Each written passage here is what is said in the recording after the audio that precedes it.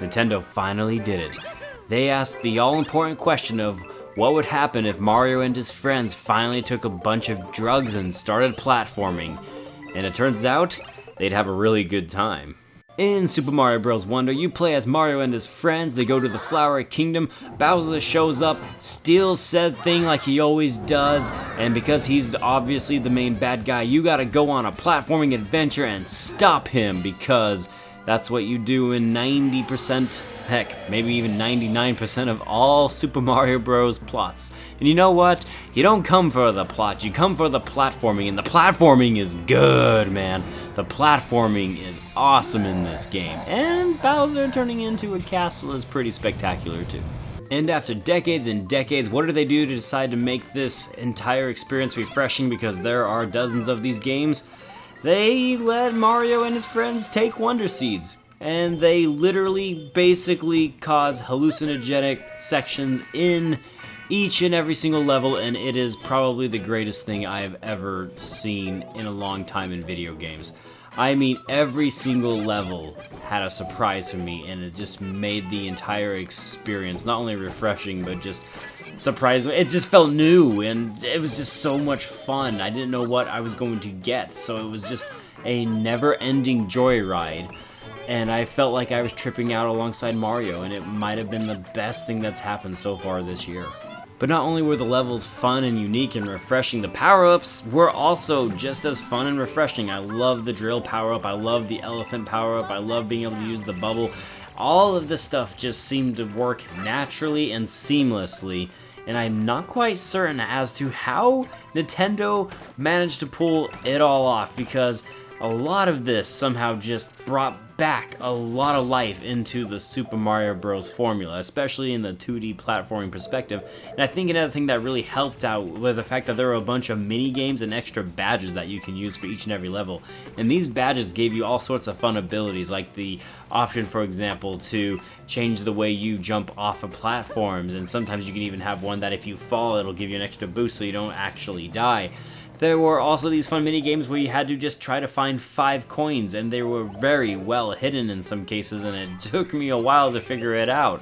I loved everything they threw at me, and they weren't afraid to say, put on your big boy pants, because they definitely brought some very challenging levels for the veterans like myself.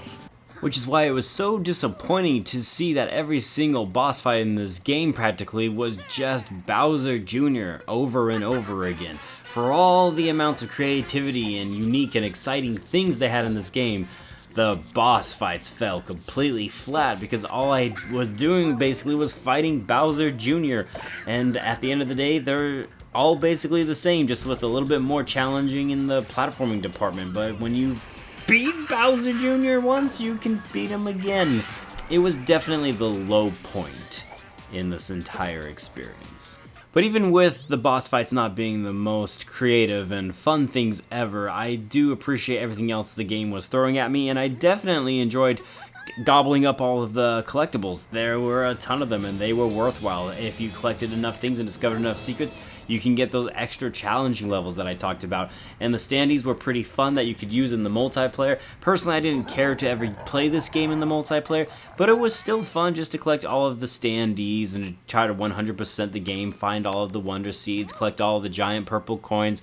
All of that stuff was fun, and it kept me wanting to go back and replay levels time and time again, because the game is just a very addicting experience. So it should come as no surprise that I think Super Mario Bros. Wonder is in fact a wonderful game.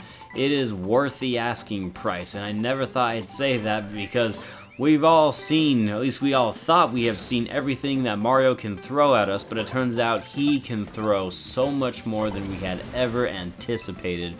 The amount of creativity and variety within this game is staggering, and it is so fun to watch other people actually play this game for the first time and just watch their eyes light up and their mouths drop open from the shock value of what is actually going on. This is one of the best games in 2023 by far. This wraps up my review of Super Mario Bros. Wonder. It's a game that lives up to its name. I really do In all sincerity, think this is a wonderful title. It definitely deserves to be a 2023 Game of the Year nomination. I'm so happy that 2D platformers are not dead, and this game reminds me of why they are in fact my favorite. I am Bradley Overrated, out like a trout. Stay fresh, guys, and I'll see you on the next one.